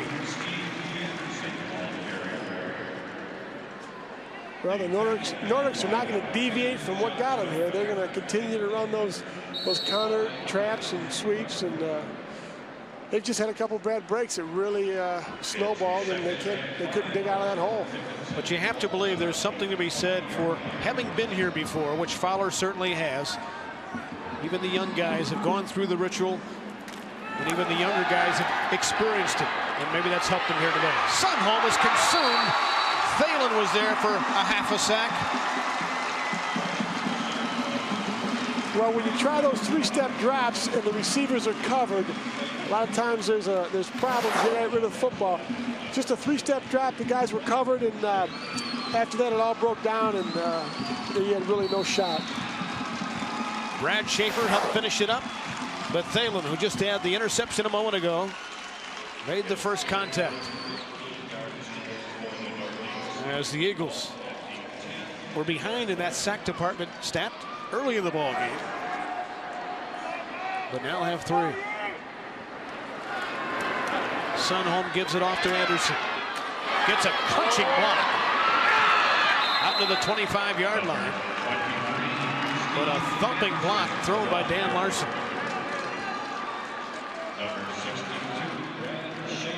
Brad Schaefer eventually brought him down. First down for the Nordics. Anderson did a great job reading that block, too. He set it up and waited till the last minute to break off that big block there by Larson. The big hand you heard was for Thalen as he came off the field. Novak, one of the stars of the game, but Thalen certainly has been huge in the second half.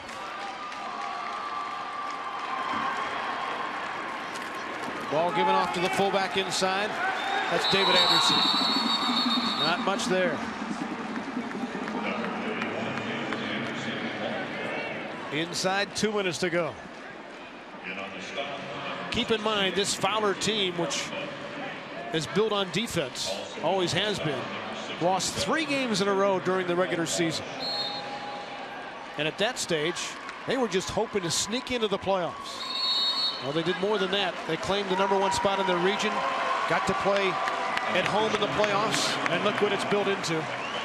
Another championship. They beat some tough teams, too. Those centerline teams, they really did a great job. They earned their way to this title game. In fact, on the schedule that Fowler plays, only 3 games against Class D schools, everybody else much bigger. And that had to help him prepare for this. Sunholm on the pitch. Ferguson breaks a tackle, gets it across the 30. A gain of 3.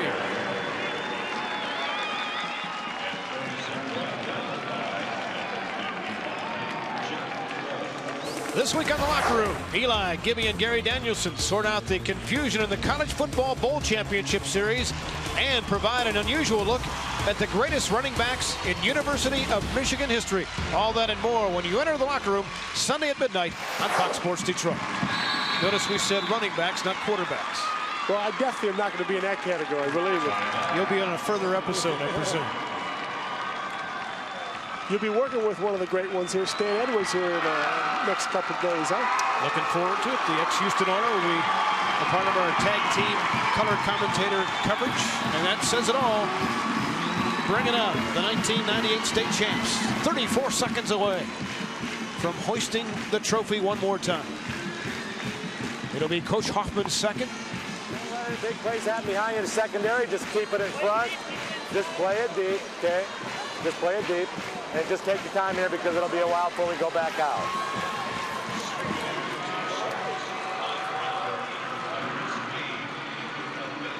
Coach Hoffman really has that almost grandfatherly calm about him, doesn't he? I was just going to say, Fred, you touched on it earlier, but what a great demeanor that he has. And, you know, that calm really transcended to his players. Even when they got down there 8-7 and looked like the Nordics were starting to heat up a little bit, they never lost their composure. They just kept doing what they had to do and came out the second half and really established the running game and made some big plays that put them in a position to win this football game. And the farming community also churns out football players. They're coming up through the ranks. The JV squad, for example, has 1 loss over the last 4 years. So there's more from where these came from. Well, you know what else? It really helps when they play that system for a long time and they're used to it and they know what to expect. They start off in the junior highs and freshmen and JV teams, and you know it really pays dividends when these guys finally get to the varsity. Now, Fowler football certainly means something in a school that, as you walk in toward the principal's office, it is loaded with trophies from all kinds of sports. It almost looks gaudy, but they're proud of them. Cross country, girls and boys basketball. And they're going to have to make room for another championship trophy. Jason Feldbosch will, I would imagine, be in the lead of that parade this afternoon in Fowler, as his tremendous career will come to a close. Held under 100 yards, but don't forget about that 60-yard punt return that set up a score. And Hoffman letting the tears flow.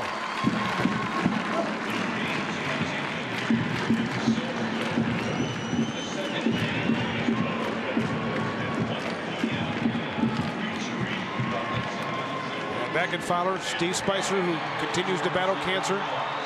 You know he's loving this.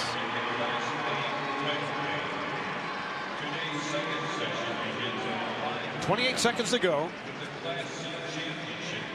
In fact, there is Steve Spicer's son, whom Hoffman just hugged, one of the assistant coaches.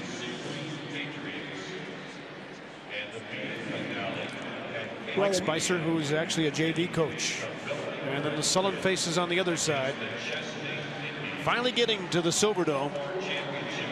And believe me, this was not a football team that was just happy to be here. They came here fully confident that they were going to go back to the UP with a championship, but not to be on this day. Certainly the best defensive team that they have run up against all season long.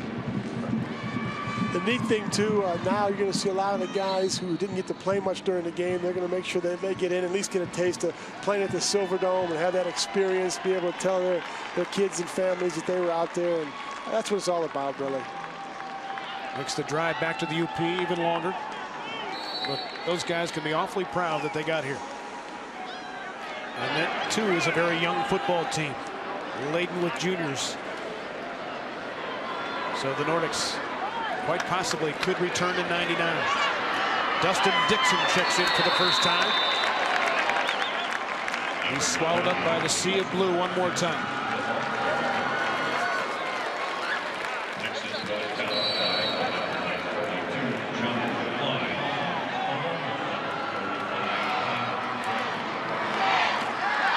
Begin the countdown. The Fowler Eagles are the Class D state champions for 1998.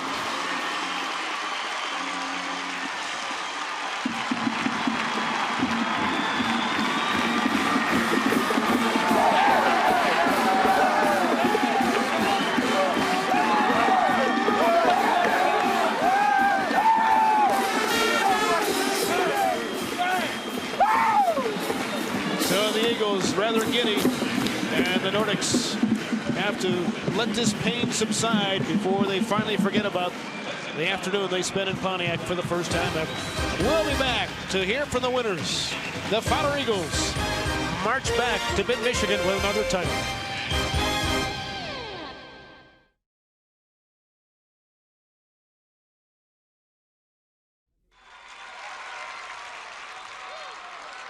Fox Sports Detroit's coverage of the MHSAA Championships is brought to you by the United Dairy Industry of Michigan, proud sponsor of the MHSAA Sports Nutrition Award, and by MC Sporting Goods.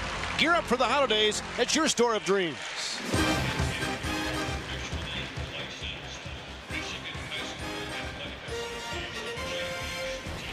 Well, hail to the victors belongs to the gang in Ann Arbor, but it's hail to the victors here on the turf at the Silverdome as Neil Hoffman accepts the Class D hardware. Another championship, number 4 in football in the history of the school. Let's go down to John Keating. All right, Fred, the difference in this game may indeed have been Jason Feldbosch. Congratulations. How does it feel?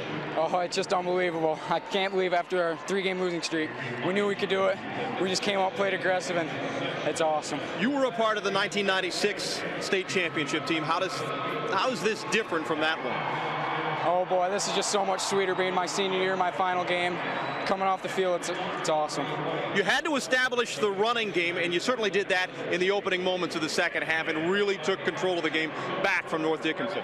Oh, they were just stuffing up the run in the first half. We were trying to go off tackle, they were stuffing it up.